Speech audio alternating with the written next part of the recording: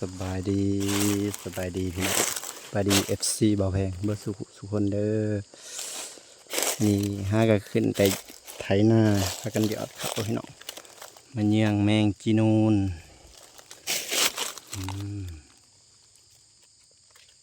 แมงขนุนพี่น้องนี่เยี่ยงในดอนป่ายางหน้าบ่าวแพงพี่น้องเอ้ยแมงขนุนกำลังขึ้นแมงขนุนหม่น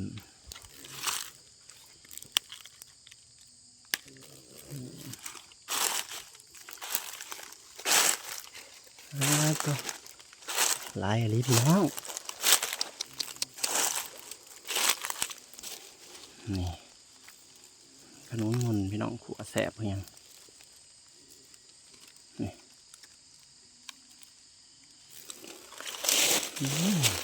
หากินง่ายแท้พี่น้องกำลังขึ้นพี่น้องเลยยังแต่หัวแรงกำลังขึ้นมาแต่ดิน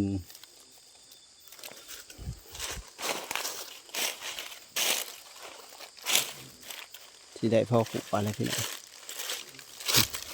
เป็นขู่เลย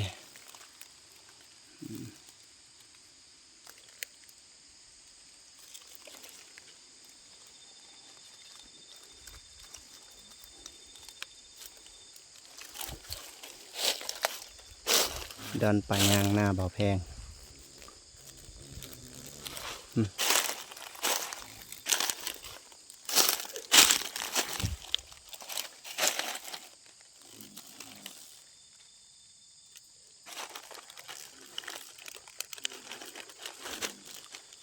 เป็นลายเติบเลยพี่น้องแมงขนุนมาตับตามลำใหม่โอ้ยบ่ได้สูงพี่น้อง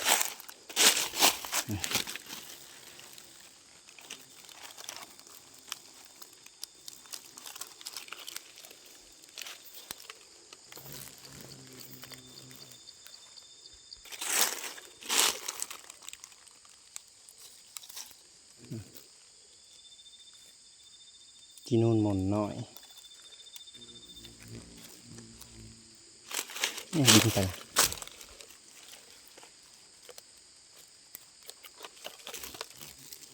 ได้หลายเติบเลยพี่น้องของกับพลังไงบอดี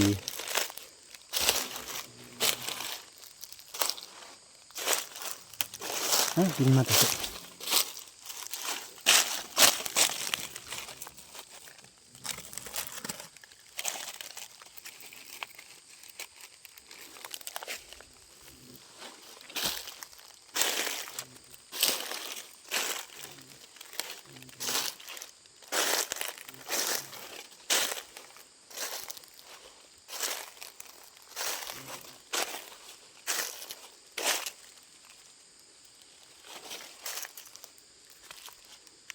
พี่น้อง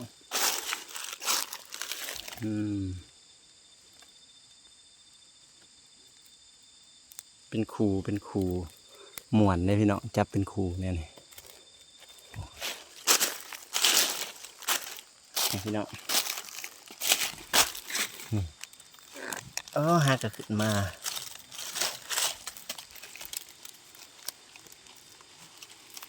ไข่เลยพี่น้องถ้าก็ขึ้นมาแต่ดิน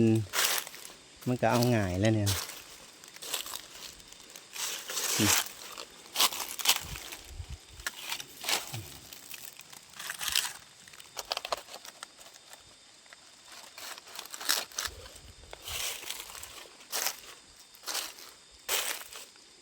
ตามเหงาไม้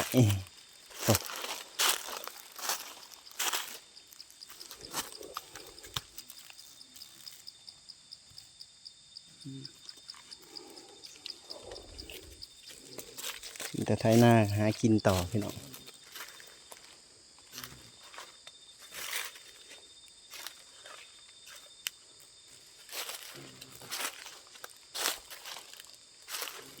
ตามต้นไม้ในน้อยนี่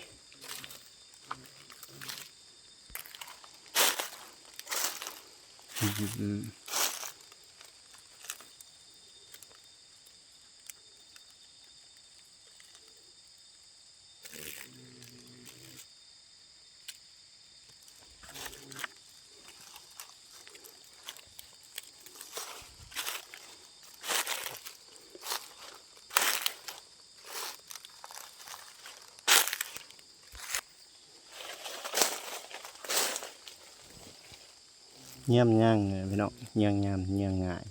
ได้เป็นครูไข่เลย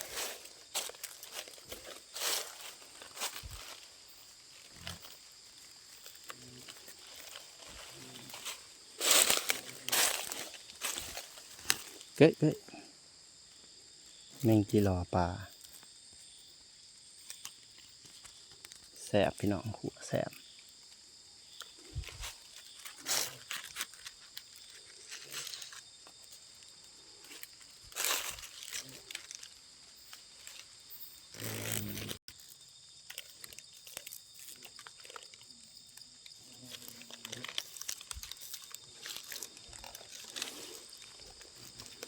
ง่ายๆเลยพี่น้องทานเยี่ยงแต่หัวแรง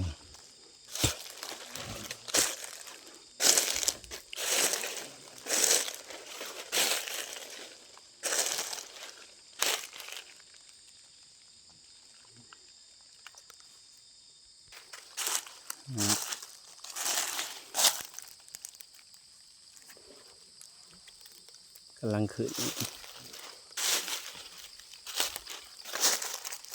ปกติบ่แพงขึ้นมาเยี่ยงแม่งไปแล้ว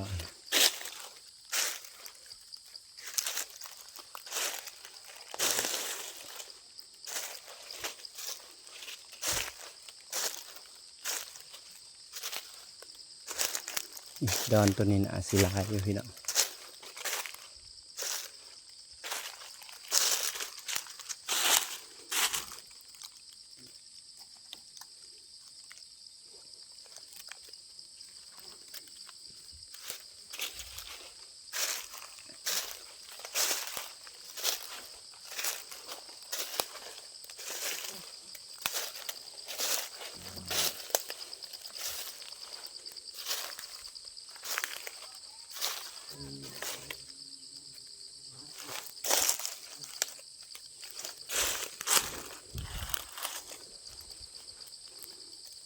ได้พอขู่อะไรพี่น้องบัด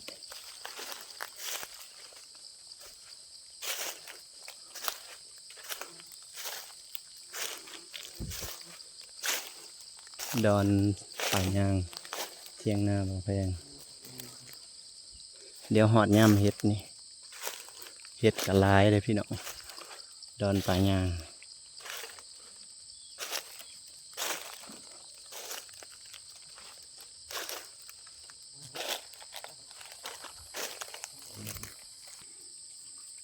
พอขัวอะไรพี่น้อง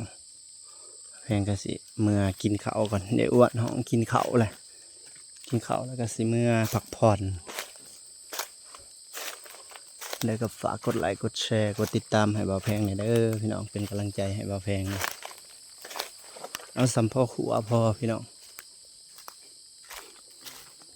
บ่เอาลาย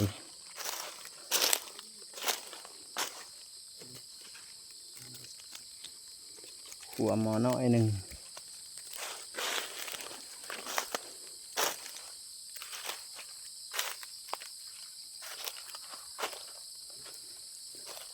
สบายดีเบิดสุขุสุคนพี่น้องไปหากินข้าวก่อนบ้าน